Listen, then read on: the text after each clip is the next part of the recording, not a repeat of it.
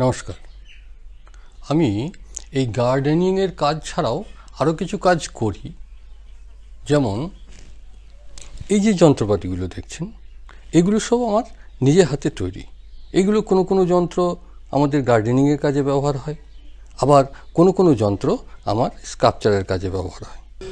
এটা কামারশালা। এই ফ্যানটাও আমি নিজে হাতে তৈরি করেছি। এই সমস্ত যন্ত্রপাতি সহ আমার এই কামারশালাটিও নির্মাণের ভিডিও আমি আলাদা আলাদাভাবে আমারই একটি নতুন চ্যানেলে দিতে আরম্ভ করেছি। চ্যানেলটির নাম হচ্ছে নীলকান্ত হালদার ক্রিয়েটিভ DIY। ইউটিউবে গিয়ে ডাইরেক্ট সার্চ করলেও পেয়ে যাবেন। তাছাড়া এই ভিডিওটিরই ডেসক্রিপশন বক্সে ওই চ্যানেলটির লিঙ্ক অ্যাড্রেস দিয়ে দিচ্ছি। সেই লিঙ্কে ক্লিক করেও আপনারা সেখানে যেতে পারবেন। ওই চ্যানেলটিতে গিয়ে ওই চ্যানেলটিকে সাবস্ক্রাইব করে রাখুন এবং সেই সঙ্গে বেল আইকনটিকেও প্রেস করতে ভুলবেন না। ধন্যবাদ। নমস্কার। এখন সময়টা হচ্ছে এপ্রিলের 20 তারিখ, মানে গ্রীষ্মকালের মাঝামাঝি সময়। আমাদের শীতের পর ওই ফেব্রুয়ারির পর থেকেই গ্রীষ্মকালে শুরু হয়ে যায়। এখন অনেকেই প্রশ্ন করছেন গ্রীষ্মকালে আমরা কি কি ধরনের সবজি চাষ করতে পারব। গ্রীষ্মকালে যে সমস্ত সবজি চাষ করা যায় সেগুলি হচ্ছে ভেন্ডি বা ওকরা, করলা, লঙ্কা, বেগুন, কুমড়ো, ঝিঙে, শসা, তরমুজ, এই সমস্ত সবজি। এছাড়াও আরও কিছু আছে, যেমন পুঁই শাক, নোটে শাক। এটা অ্যাকচুয়ালি গ্রীষ্মকালের সবজি, শাক হিসাবে। এছাড়াও পনকা এবং পালঙ্গ লাগানো যায়, তবে পনকা পালং অ্যাকচুয়ালি শীতকালের সবজি, তাই গ্রীষ্মকালে খুব ভালো হয় না। এখন দেখুন, এটা হচ্ছে করলা গাছ। এটা আমি শীতের আগে লাগিয়েছিলাম। গ্রীষ্মকালীন যে সবজিগুলো হয় সেইগুলো শীতকালে তাদের মানে শীত থেকে চারা ফোটানো যায় না। তাই যদি যেমন ঝিঙে, করলা, এগুলো শীতকালের আগে থেকে যদি চারা ফুটিয়ে রাখতে পারেন তাহলে শীতকালেও টুকটাক ফসল হবে, তারপরে গ্রীষ্মকাল আসার সঙ্গে সঙ্গে প্রচুর ফল দেবে।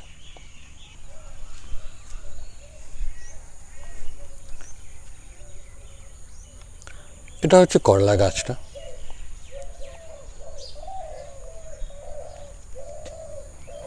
দেখুন,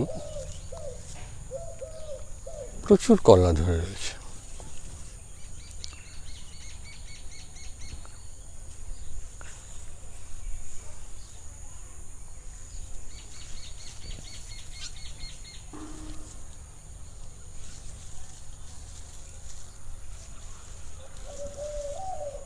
ভেতরে ভেতরে সব প্রচুর ধরে আছে। এখানে একটা জিনিস দেখাতে চাইছি, এই যে বুঝতে পারছেন, এটা একটা নেট। এই নেটটা দেওয়ালে ঝুলিয়ে দিয়েছিলাম।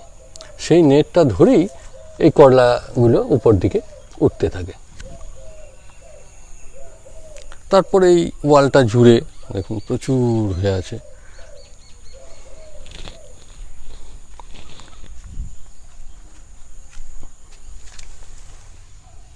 এটা দেখছেন এই গাছটার গোড়াটা, এই একটা গাছ থেকেই এই ঝাড়টা নিয়েছে। এটা আমার মাটিতে আছে। এটা সার হিসাবে 15 দিন অন্তর ওই 1 কেজি গোবর সার কিংবা 1 কেজি কম্পোস্ট সার এই গোড়ার থেকে কিছুটা দূরে ছড়িয়ে দিয়ে মাটিটা হালকা করে নেড়ে দিতে হবে।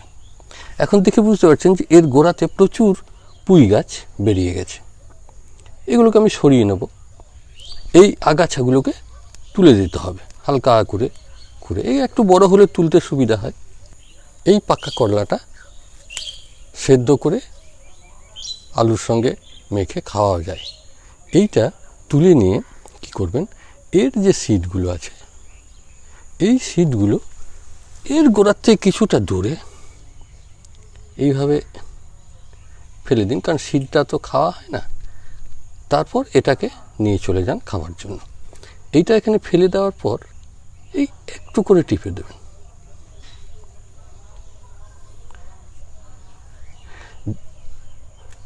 এখান থেকে আবার চারা বেরোবে, এখানে উঠে যাবে। যেমন এই যে দেখুন, এটা এইরকমই একটা সিড থেকে চারা এটা পড়ে হয়েছিল। এটা আবার এর সঙ্গে উঠতে থাকবে, পুরনো গাছের সঙ্গে নতুন গাছ, যার ফলে এই করলার অভাব আর কোনো দিনই হবে না, 12 মাস হতে থাকবে। পুঁইগুলোও ঠিক তাই। এই পুঁই শাকটা মোটামুটি এই যে এখন শুরু হলো, এরপর থেকে এখন চলতেই থাকবে, শীতকাল, বর্ষাকাল, শীতকাল সব। শীতকালের শেষের দিকে একবার গাছগুলো মারা যায়। এটা দেখছেন, এটা লঙ্কা গাছের গোড়া, এটাও ঠিক তাই, শীতকালের আগে লাগিয়েছিলাম। দেখুন এইখানেও একটা রয়েছে, দেখুন প্রচুর লঙ্কার ফুল এসেছে, জালি এসছে। আর এই গোড়াটা দেখায়, এই যে এটা দেখুন, গাছটা উপর দিকে আসুন, এই যে দেখুন লঙ্কা ধরে আছে, প্রচুর লঙ্কা। এবং মানে এটা প্রচণ্ড ঝাল। এটাও আমার শীতকালের আগের থেকে লাগানো হয়েছে। তাহলে এখানে করলা, এটা লঙ্কা, নিচেতেই আরও পুঁই রয়েছে, পুঁইগুলো নিচেতে পড়ে পড়ে হবে। আরেকটা জিনিস যেটা এখন লাগানো যায়, এইগুলো এখন লাগাতে পারেন, আবার শীতের আগেও লাগানো যায়। তবে পুঁইটা শীতের পর আর থাকে না, তাই পুঁইটা এই সময় লাগানোটাই বেস্ট। এবার দেখুন, এই যে দেখছেন, এগুলো সব ওকরা বা ভেন্ডি। এগুলোকে আমি ওই দিন 10-12 আগে এখানে ছড়িয়ে দেওয়া দিয়েছিলাম। এখানে প্রচুর চারা বেরিয়ে গেছে। এইগুলোকে তুলে তুলে দেখুন এখানে শিফট করে নিয়েছি। এখানে দেখুন, এই প্রায় 3 ফুট দূরে দূরে, এই যে এটা একটা, এটা একটা, এটা একটা, এই 1-2 দিন হলো বসিয়েছি। মাত্র 3টে গাছ বসিয়েছি। এই 3টে গাছে এত ভেন্ডি হবে যে খেয়ে শেষ করা যাবে না। এইগুলো লাগানোর সময় দেখছেন তো, এই মাটিটা এখন কিছু করার দরকার নেই, শুধু এই একটু মাটি, এগুলো দেখছেন, এগুলো সব কম্পোস্ট, কিছু গোবর। এখানে গোবর সার বা কম্পোস্ট ওই একটা গাছের প্রতি 500 গ্রাম থেকে 1 কিলোর মধ্যে রাখতে হবে। আর 50 গ্রাম করে পারলে ওই নিম খৈলটা ব্যবহার করবেন, তাহলে অনেক জার্ম নষ্ট হয়ে যাবে। তাহলে এটা গেল ভেন্ডিটা। এই যে সমস্ত গাছগুলো দেখলেন, যেমন ভেন্ডি বা ওকরা, বেগুন, করলা, পুঁই, শসা, এই সমস্ত গাছ এই রকম পটের মধ্যে লাগিয়েও ছাদের মধ্যে সবজি বাগান করতে পারেন। লাগানোর পদ্ধতি একই, মাটিটা তৈরি কীভাবে করবেন সেটা আমি বলে দিই। আমি যেভাবে তৈরি করি কম্পোস্ট সার, সেই ধরনের তৈরি করা কম্পোস্ট সার হলে, বা বাজারে যে কম্পোস্ট সার কিনতে পাওয়া যায়, সেটাও আপনি 50 ভাগ কম্পোস্ট সার আর 50 ভাগ কাঠগুঁড়ি বা কোকোপিট ব্যবহার করতে পারেন। যদি কাঠগুঁড়ি বা কোকোপিট না পান, তাহলে যদি পাতা পচা থাকে সেটাও ব্যবহার করতে পারেন। তাহলে কি হবে, ছাদে রাখার পক্ষে হালকা হবে এবং ফলনও ভালো হবে। যদি কিছুই না পান, তাহলে 50 ভাগ কোকোপিট আর 50 ভাগ কাঠগুঁড়ি বা পাতা পচার পরিবর্তে বা কোকোপিটের পরিবর্তে আপনারা মাটি ব্যবহার করবেন। তাতে কী হবে, একটু ভারী হবে কিন্তু ফলন কমবে না, ভালো ফলনই হবে। এইরকম টব নেবেন, বুঝতে পারছেন, এই প্রায় 1.5 ফুটের কাছাকাছি, 1 ফুট থেকে একটু, এই 1.5 ফুট থেকে একটু ছোট, 1 ফুট থেকে একটু বড়, এই জাতীয় টবে সারের সঙ্গে হালকা, এই যে এটা নিম খৈল, এই নিম খৈলটা আপনি মিশিয়ে দিতে পারেন, এটা কিন্তু ভালো হবে। এবার দেখুন, এইগুলো আপনা আপনি হয় আমার এখানে, এই যে দেখছেন বীজ, এই সিড আপনি নিচেতে পড়বে, আবার হবে। দেখুন এগুলো এই যে ভেঙে ভেঙে খেয়ে নেওয়া হয়, আবার এই বেরিয়ে যাচ্ছে, এগুলো আবার তুলে নেওয়া হবে। এগুলো বলা হয় সব নোটে শাক। একটা কাঁটা নোটে হয়, এটা কাঁটা নোটে, এটা নয়, এটা এমনি নোটে, এটার মধ্যে কাঁটা নেই। এটা দু ধরনের জাত। এইটাই গ্রীষ্মকাল ভোর হবে প্রচুর, আর এটা দেখুন আমার সেই বেগুন গাছটা, এটা এখন এই করলা গাছের গায়ে, ওই যে দেখুন এটা ওই অ্যাকচুয়ালি বেগুন গাছ এখন লাগানোর সময় নয়, এটা লাগাতে হয় বর্ষার আগে, বর্ষার সময়, বর্ষার শেষের দিকেও লাগানো যায়। শীতকাল ভোর ফল হয়, এটার প্রচুর ফল দিয়েছে এবং এটাতে প্রায় 12 মাস ফল হবে। দুটো গাছ কিন্তু কতটা এড়িয়ে নিয়েছে, এত বেগুন ধরে যে একটা পরিবার খেয়ে শেষ করতে পারবে না।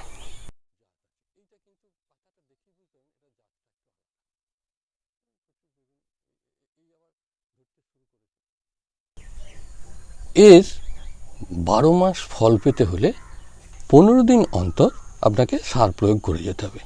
সারটা হচ্ছে প্রতিবার ওই গাছ প্রতি 500 গ্রাম কম্পোস্ট সার, 250 গ্রাম সরিষা খৈল এবং 50 গ্রাম মতো নিম খৈল একসঙ্গে মিশিয়ে এই গোড়ার থেকে 1 ফুট দূরে মাটিতে একটু 1 ফুট দূরের থেকে আরও 2 ফুট পর্যন্ত ছড়িয়ে দিয়ে মাটিটা হালকা করে নেড়ে দেবেন।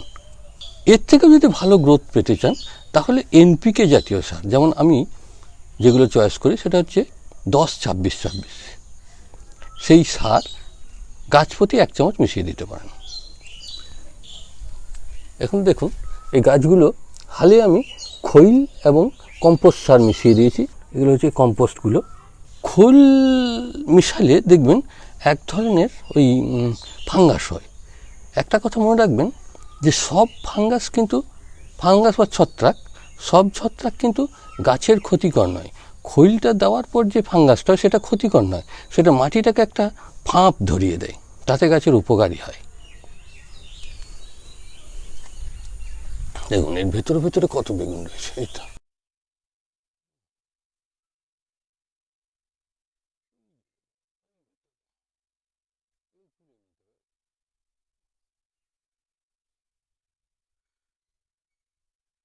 বেগুন গাছের সব থেকে খতরনাক হচ্ছে সাদা পোকাটা। এই সাদা পোকাটা এলে আমি বিশেষ ধরনের একটা ওষুধ ব্যবহার করি, যে ওষুধটার নাম হচ্ছে মনোসিল। আমি দেখাই ওষুধের কোটোটা, এই যে মনোসিল। মানে যদি দেখা যায় যে সাদা পোকাটা বেশি হয়েছে তাহলে 1 লিটার জলে 1.5 চামচ দিয়ে দেবেন, নিয়ে স্প্রে করে দেবেন। যে কোনো গাছে সাদা পোকার ক্ষেত্রে খুব ভালো কাজ দেয়। শুধু সাদা পোকা নয়, এই ওষুধটার একটা গুণ হচ্ছে সব ধরনের পোকার উপর এই ওষুধটা কাজ করে। তাই যে কোনো পোকার উপদ্রবে আপনি এই মনোসিলটা ব্যবহার করতে পারেন। এই কারণে আমি বেশিরভাগ এই মনোসিলটা বাড়িতে একটা স্টকে রেখে দিই।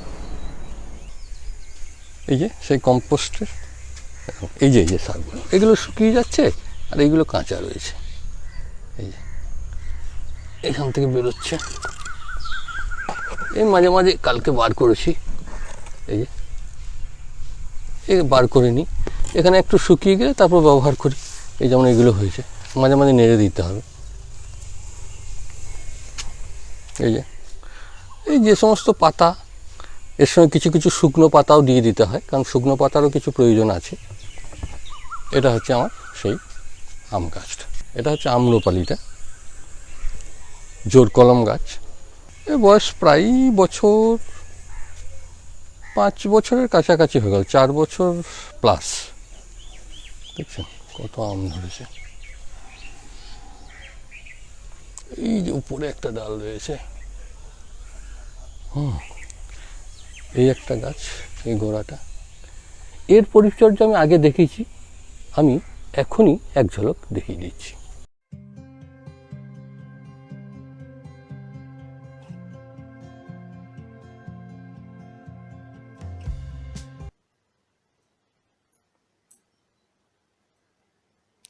গাছের বয়স যত বাড়বে তত এই বৃত্তের দূরত্ব বাড়াতে হবে।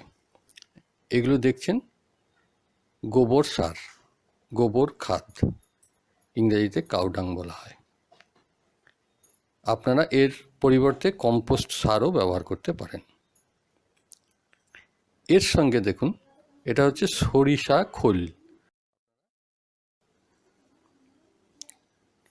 এরপর আর কিচ্ছু করার দরকার নেই, শুধু মাটিগুলো ঢাকা দিয়ে দেন। এখন সময় হচ্ছে বর্ষার শুরু। যে কোনো গাছের ক্ষেত্রে খাবার দেওয়ার সময় হচ্ছে বর্ষার শুরুতে একবার, বর্ষার শেষে একবার। আমাদের ভারতবর্ষের ক্ষেত্রে, ভারতীয় আবহাওয়াতে এটা প্রযোজ্য।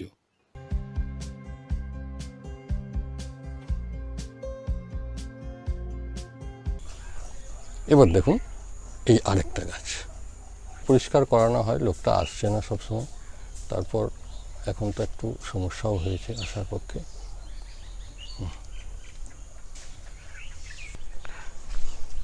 এটা হচ্ছে আমার পেছন দিক, এটাতে শশা গাছ লাগানো হয়েছে। যেমন এটা মাটিতে পুরোপুরি হচ্ছে, এই যে ছোটো ছোটো শশা ধরতে আরম্ভ করে গেছে।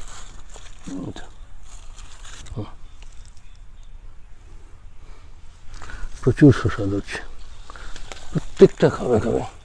সব হয়তো লাগবে কিনা জানি না, কিন্তু জাতটা খুব ভালো। এই একটা আর এই একটা, এটা এই গ্রোথটা হচ্ছে। এখানে অনেক শাক টাক ছিল, এগুলো হচ্ছে পনকা শাক। দেখুন এটা গ্রীষ্মকালেও পনকা শাক হচ্ছে, কিন্তু গ্রোথ খুব ভালো নয়।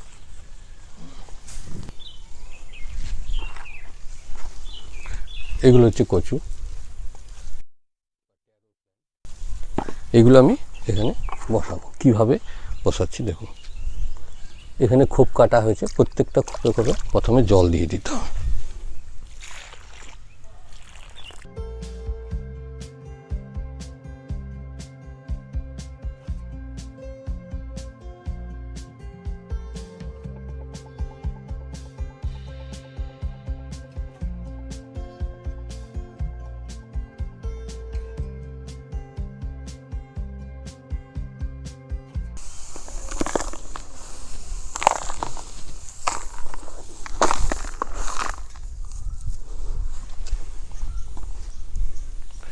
এটা হচ্ছে 50% কাঠগুড়ি, 25% কম্পোস্ট বা গোবর সার দিতে পারেন, আর 25% মাটি একত্রে মিশ্রিত করা আছে। এইগুলোকে, ওই কচুগুলোকে ঢাকা দিয়ে দেবো।